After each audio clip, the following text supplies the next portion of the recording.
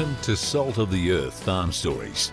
If you love ABC's Backroads and the stories of regional Australia, you're going to love this episode. My guest today is award-winning journalist and television presenter Lisa Millar, the much-loved host of ABC's Backroads and Muster Dogs. Lisa and the Backroads crew travel across regional and remote Australia, telling stories of resilience, community, humour and heart. And Australians can't get enough of it. In this conversation, Lisa shares why life feels pretty special right now. There is that sense of being nourished in a small community. We hear what happens when the Backroads crew rolls into town, how they build trust so quickly, and why country people are so generous with their stories. That little kid in Kilkeven with the big dreams of a big life, and this has been beyond anything, absolutely beyond. We also chat about Lisa's own country upbringing and the connection regional Australians have with the land. And of course, we talk about Muster Dogs, why it's become such a hit and why the bond between people and their dogs resonates with so many Australians. Oh, and yes, I got to hold a Logie, the very same Logie that Lisa and the Muster Dogs team won last year. It's a fascinating, funny and uplifting conversation.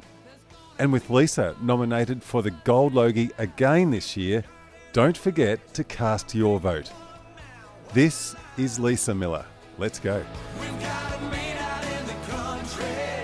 Well, how lucky am I? I'm sitting here with a Gold Logie nominee, Lisa Millar.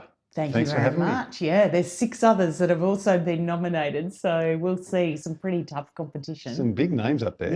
Yeah, like Robert Irwin, Todd Woodbridge, the gorgeous Poe, Julia Morris, Ali Langdon. Yeah, they're all awesome. If any of them could win, and I'd be very happy because I think they do incredible stuff.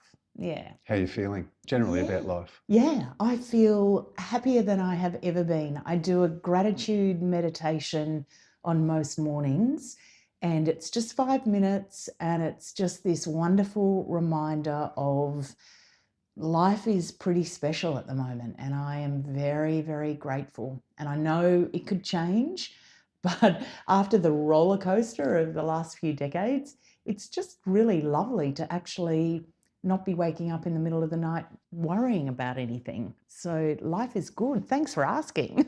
Well, as I said in the intro, we're going to talk a lot today about Backroads, this incredible program. I've got a couple of quick questions to get started. A day shooting Backroads, boots or shoes? Boots. Thank you.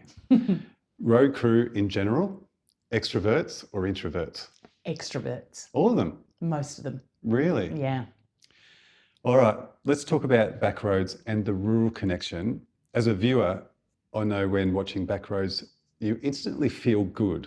There's no stress and there's just positive vibes that we all need more of right now. Yeah, and I think that's what people react to so powerfully with it.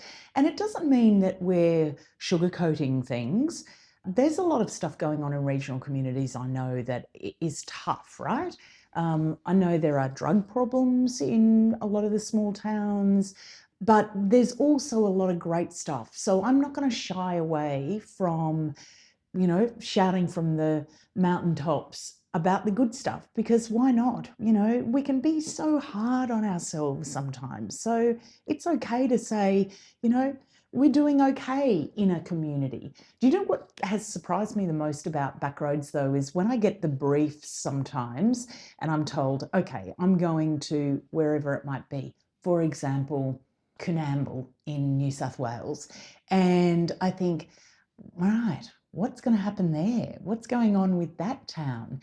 And it ended up being a glorious story that involved 2 out-of-towners, a director and a writer, who were going to help the town put on a show. And they were giving a couple of dozen people 3 minutes each to talk about the most important day of their life, something that had happened to them. And the stories that came out And so we followed them for the last week of rehearsals.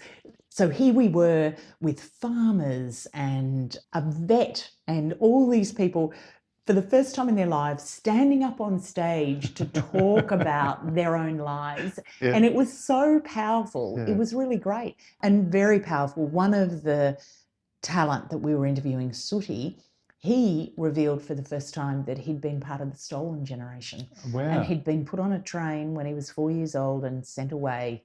And he'd been told he was going to the circus. Wow, and of course, he that would have wasn't been- going to the circus. So being able to tell those stories for Backroads, at the end of the show, I want people to feel hope and contentment and happiness, but also acknowledging that we are interviewing people who have been through tough times.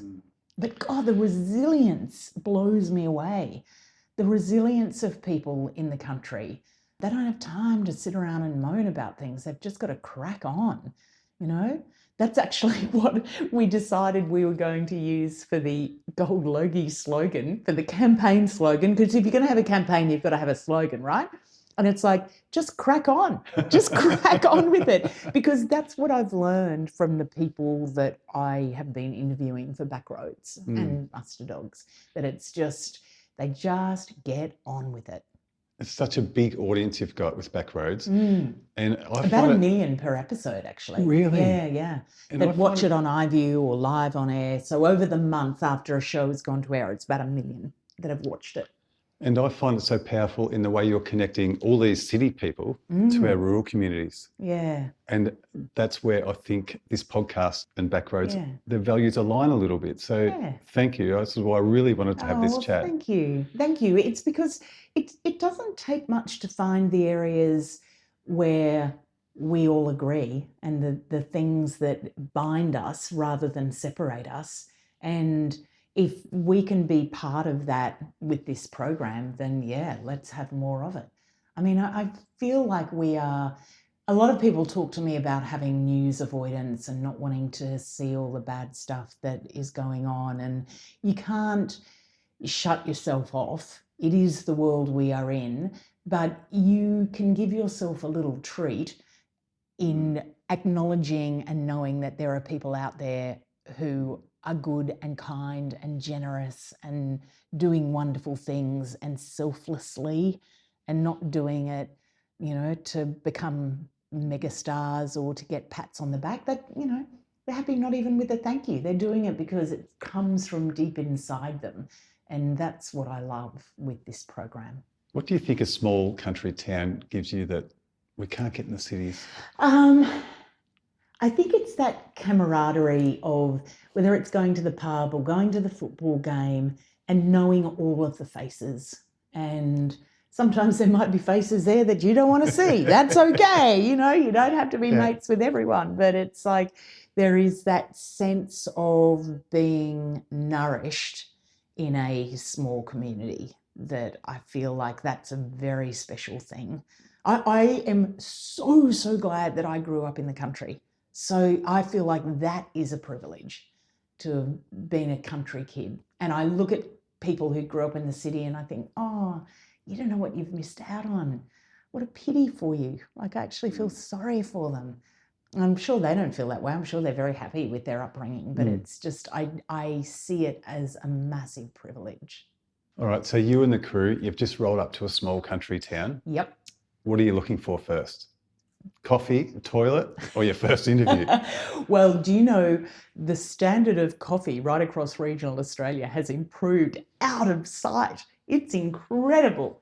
There are some really great baristas out there. So thank you very much if I've had one of your coffees in my travels around Australia. And often they're a little country caravan on the corner somewhere. Yeah, absolutely. I'll let you into a little bit about the making of Backroads. We have a pretty big team of researchers, like there'd be 4 or 5, which I think is a great number for this program. Wow. And they are always working on stories. So they will be targeting a town and making loads of phone calls and talking to people and trying to get a sense of the place and what might be the theme of the story that we do if we go there. And they will write briefs for the rest of the team that might be 40 or 50 pages long about a particular town. And they could be working on that years before the story is even filmed. I had no So idea. we have so many stories already underway. And then a producer is assigned to that. And that producer will actually go to that town for a couple of days. They'll do a recce. They'll meet the people that we think might be our talent, that we're going to be in the story. And then they will come back and they will start crafting the story. And then when all the hard work's been done, when everything's been sorted, I turn up.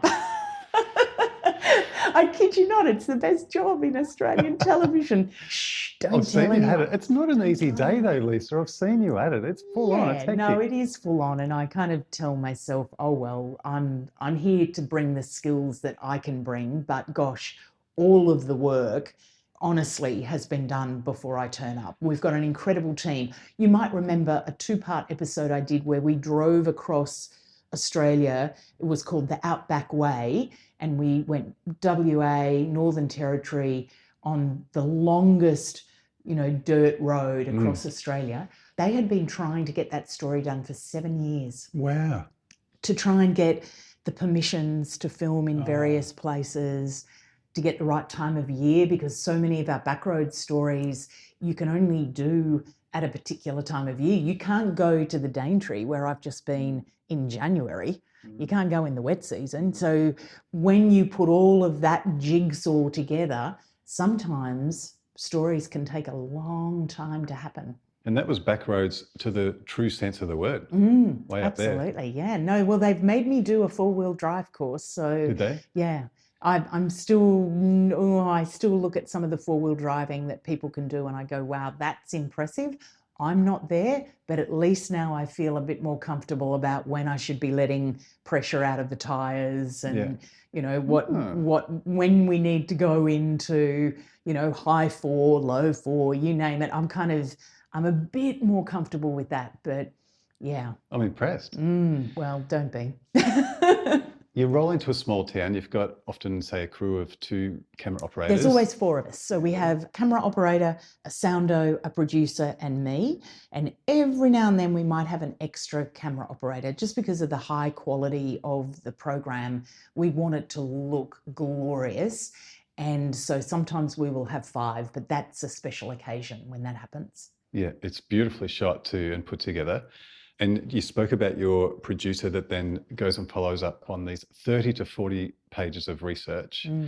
Then he's responsible then on the day or she, I've met Damien, yes, one of your producers, to coordinate all the talent, but then you're there thrown in. You haven't got a script or an auto cue or anything like that. You are hitting the ground running. Yeah, but these producers have briefed me so well. Like we'll often have conversations as we're driving to the place.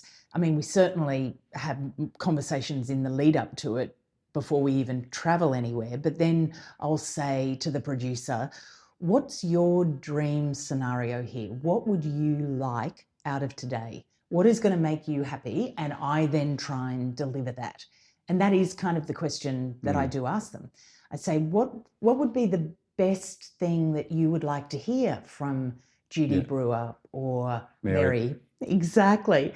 And then someone as glorious as Mary, 95-year-old Mary, delivers something even better. Just beautiful. She was just made our day so fun. But yes, I kind of feel like I ask for the writing orders, that I want to make sure that I'm finding what the producer has in their brain. And it's very different to what I've done for the last 30 years of my career, because I was kind of playing the role of producer. I was writing the scripts. I was checking if we were going to be interviewing the right people. I was booking the planes and the cars and all the rest of it. Whereas now I'm in this glorious situation where all I have to do is try and deliver what all of my fabulous colleagues have put in place that they hope will come from a particular shoot. Talking about 95-year-old Mary Brewer before, when she first met you, she did not let go of your hand, and you had a producer at the other end of you trying to pull you over to interview more of these amazing autistic kids who are just delivering some beautiful messages. Yeah. Mary loved you and we love Mary. And there's a great episode coming up, I think. Can we say that yet? Yeah, absolutely. And that'll include Judy and Mary? Yeah. Oh, gosh, the whole program just filled us with joy. I think Myrtleford is coming up over the next few months, actually. Wow. So, yeah. Nice, can't wait. You roll into town. How do you build trust so quickly? That's interesting. I think straight away there is a great deal of trust for the ABC, and there should be, quite frankly. There should be, because I know how hard people work to make sure that they are finding the true essence of a story. And, you know, it breaks my heart when people say they don't trust mainstream media, or they've been looking at stuff on Facebook and feeling like they're getting, you know, a different kind of story. I just want to reassure your listeners that people at the ABC work so hard to make sure that they are delivering a beautiful product for you that you can trust. So having said that, how do we roll into a town? I don't know. We just sit down and have a yarn to people, you know. It's your curiosity, isn't it? Well, you're always on. You never, when you turn up for a Backroads story for the next week, you are always kind of working in a way, because it's not like you can go to the pub at night for a schnitz and you switch off. You don't, because people want to come over and chat to you, and I will always chat to people. I'm happy to do that. I love it, you know, I'm so curious. Yeah. And you learn things, you find out something different and new. But yeah, I feel like it's very, you know, when we turn up in a town, we are strangers. And by the end of the week, I'll go for a walk to the bakery in the morning, and, you know, I'll be saying, oh, g'day, Bill. Hi, John. G'day, Cheryl. And, you know, Cheryl will be saying, oh, did you catch up with so-and-so? And it's like suddenly you are part of that community. And I see it happen on every story, and it's just so glorious. I love it. That was my next question. Do they often try and adopt you then, you and the crew? Oh, yeah. Yeah, and it's always, and, you know, I kind of will write a little thank you note to some people, and we stay in touch. And yeah, you know, because the producers are doing many stories a year as well.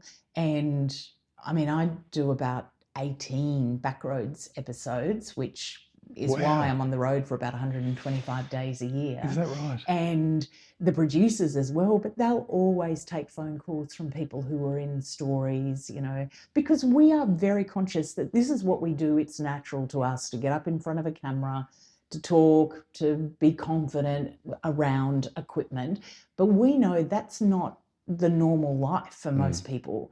And so they are often revealing something vulnerable about themselves. They might feel a little bit anxious. So we don't want to ever leave town and then think that's the last time they're going to hear from us or talk to us. You know, I want people to feel that we are still part of their life and their community. That makes me feel good. Like well after you've gone. Yeah. I've actually seen that. Yeah. But don't you worry, I'll be messaging everyone and saying, hey, vote for me in the Logies.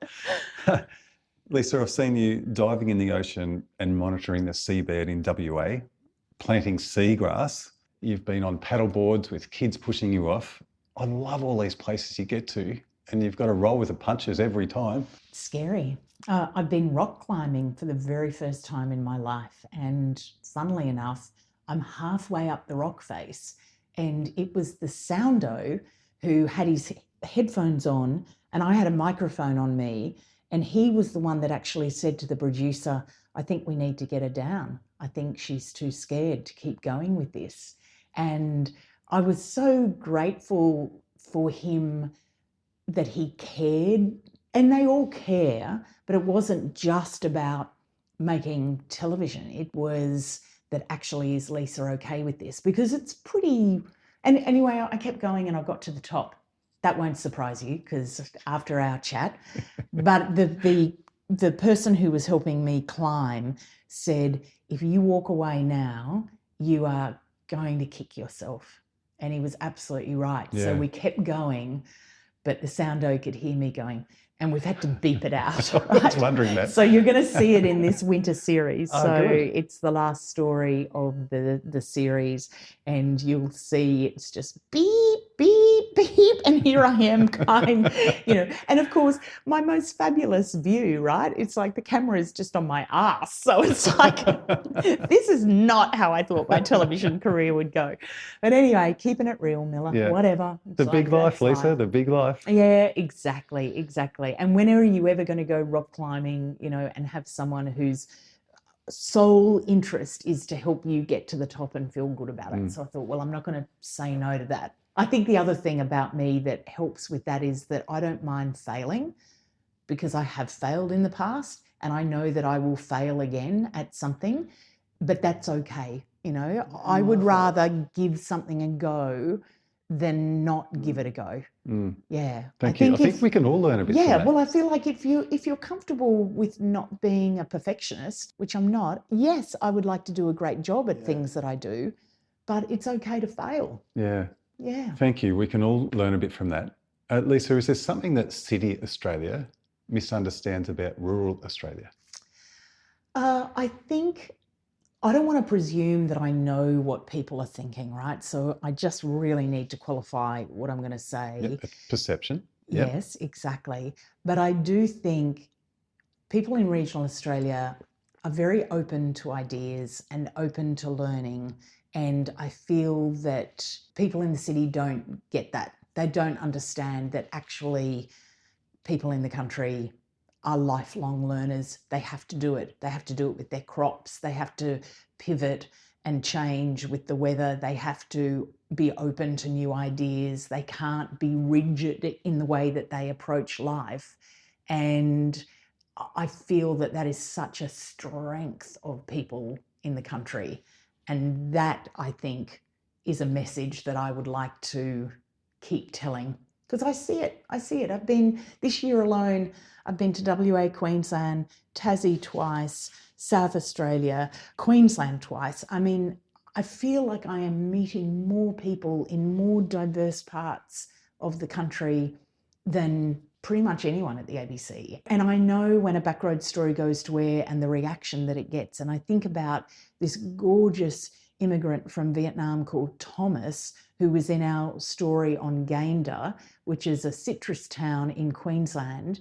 And Thomas has arrived, he's been embraced by the community, he's opened up a Vietnamese restaurant in Gayndah, and people loved that story. And I got messages from people saying, if this is Australia, then I am so happy to see the inclusiveness and the community, and that is a message that I just think needs to keep getting through. And do you think sometimes we misunderstand where our food and fibre actually comes from? Yeah, absolutely. And I don't blame people in the city for that, because it's just there on the shelves. No, I don't blame them either, but I think people in the country are trying to look after the land and are trying to continually improve the quality of what they're doing.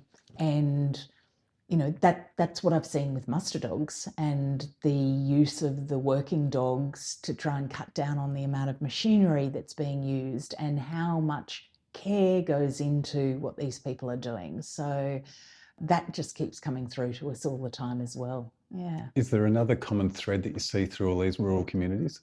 A common thread is dwelling more on what they have rather than what they don't have. I think that is the common thread in these communities. They find the goodness, they celebrate the good, and I think this sense of kind of people whinging or moaning out in the country is a misperception. Oh, you've said that well. Well, thank you. That is my honest feeling when I go to these communities. There is a lot of celebration of the good without the dwelling on the bad. This is powerful, Lisa. I've also seen you throwing wool in a large shearing shed with competitions. Badly. Swimming at Shark Bay. You're far north Queensland shooting a story on coral. Yeah, Mission Beach. Do you just pinch yourself? Totally, every day. I am so grateful. And if it all ended tomorrow, I would say, what a ride. What a ride. Because I think about that little kid in Kilkeven with the big dreams of a big life, and this has been beyond anything, absolutely beyond. And I do feel like the universe is just thinking, what fun can I have with Lisa today? And I'm loving it. Like, I'm here for it. But I also know that it's only happened because of so many people who have helped me along the way and have given me a lot of love and support and still do. And I just, if I had to sum up how I kind of feel about things, it's just, I am so utterly grateful. So grateful. Yeah. You might have answered my next question, but planned moments versus unplanned moments, which wins? Oh, unplanned, for sure. I mean, unplanned moments, the first thing that pops into my mind is the fact that at the age of 57, I am now engaged to an old friend that I just went to lunch with one day.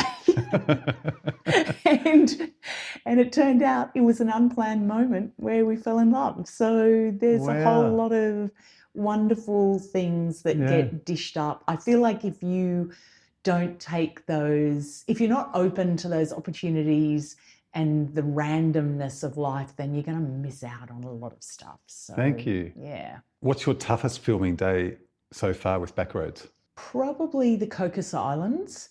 We arrived there when there was a wonderful traditional Muslim wedding happening, but that meant that the one kind of grocery shop was shut and we were a bit short on food. But you know what? They invited us to the wedding. We ended up being able to eat some of the feast. So this is what I mean about when you think you've got something difficult, actually it ends up being something glorious. So, I'm such a big believer in there being silver linings and unexpected, wonderful things happening. So, but there was a tough day because I like to eat. Lisa does not do hungry well. No. You mentioned mustard dogs before and the human connection that they can offer. Hey, this one's another one that's up for a Logie nomination. Yeah. Best Structured Reality Program. Wow. We won the Logie last year, and that was such an unexpected moment because the year before we got beaten by Gogglebox, and last year we were up against Gogglebox and Married at First Sight and Farmer Wants a Wife and all those programs that have a lot of support and a lot of viewers. And when they announced that we were the winner, I was like a deer in the headlight because I did not anticipate it was coming, and it was just so wonderful because I knew that every single person we'd interviewed for Muster Dogs would be so thrilled, and just I felt like, man, this is for them. And we took the Logie on tour.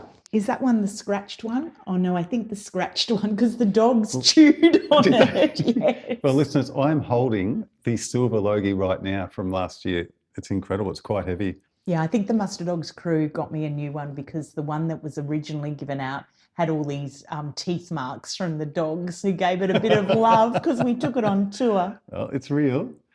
Why do you think Muster Dogs connected so strongly to our audience? Authenticity. Yeah. Because the people who were and are the participants are very real characters who aren't trying to be, TV stars. They just want to get a message across about how they care for their animals and their properties, and also back to this theme of lifelong learning, that they're open to new ideas. Someone can teach them how to do it a bit better. Well, they're up for it, and I just think that's magical. And I feel like, yes, puppies are cute and all the rest of it, but people also want to see people who are real. Yeah. Yeah, and I guess dogs, they can unlock some emotional times for some of these people you're interviewing. Most people ask me if I have a dog. I don't have a dog. We're sitting in an apartment in Melbourne and I travel a lot, but my dream is that one day I will have my own Well, we need this big life of Lisa to slow down a little bit, but don't do it yet. Not yet. You're still young. Media and trust. We talked a little bit about it before. How do you build trust in an age where media trust is sometimes a bit challenged? Look, it's difficult times in the media. I would say just get things right, that I can only do what I can do individually, I suppose. That is a really big question because there's so many other forces at play, and we've become a very polarized world. And I don't know, other than I know what myself and my colleagues are producing, and I would urge people to know that they can trust that. But it's tricky. I don't have the answers for it. When I think about how things started, you know, back when I was at the Gympie Times as a cadet, and people would get the paper and they believed every word, you know, and they trusted the paper. They trusted whether it was the results of the lawn bowls or the astrology signs, you know, they trusted it. And there isn't that trust now. And I feel like there's a lot of things that the media have done over the years that have contributed to destroying that trust. And that's unfortunate. And social media too, perhaps. And social media. So I have no answers, I'm afraid. I'm glad that I'm at this end of my career than at the beginning end, to be honest, because I feel like it's a tough old world out there if you were just starting in it. Going back to, well, both shows, Mustard Dogs and Backroads, what's one moment you still think about long after filming? Well, for Mustard Dogs, I would say that it's a sad note in a way, because it was Frank Finger, our lovely first series winner with his dog Annie, who then passed away just a few days after Frank's wife passed away. So he lost his wife and then he lost Annie in a matter of days. And what I want to take away from that and what I want to remember is going to Frank's place and seeing thousands of cards and letters that had been sent to him by viewers from around Australia.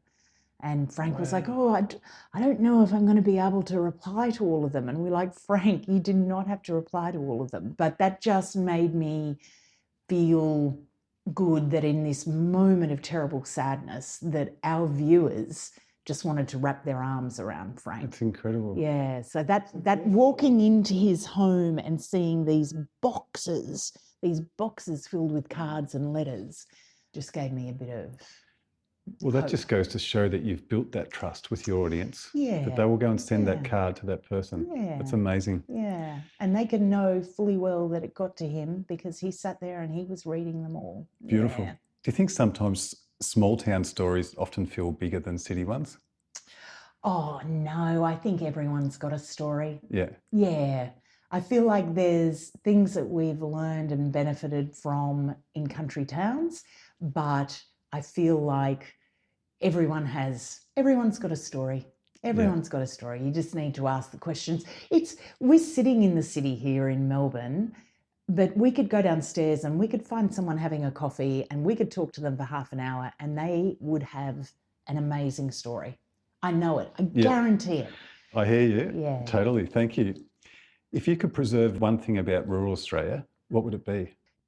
Town halls, like the little halls, the country halls. How important are they? That's just come to me right now, that is where people learned to dance, or the craft shows were held, or the Eisteddfod was held. Those were the meeting places. Mothers groups and Exactly. And I feel like that sense of still meeting in real life and having that personal connection. And I know there's a whole lot of connections that are now made online, but gosh, I go past some old halls on my travels and I think, please be there when I come back next time, because you are a symbol of communities that gathered and the generations that have come together in those halls. I love that. I love the halls. Lisa, are you up for some more off-the-wall questions? Yes, okay. If Backroads had a warning label, what would it say? Tears coming.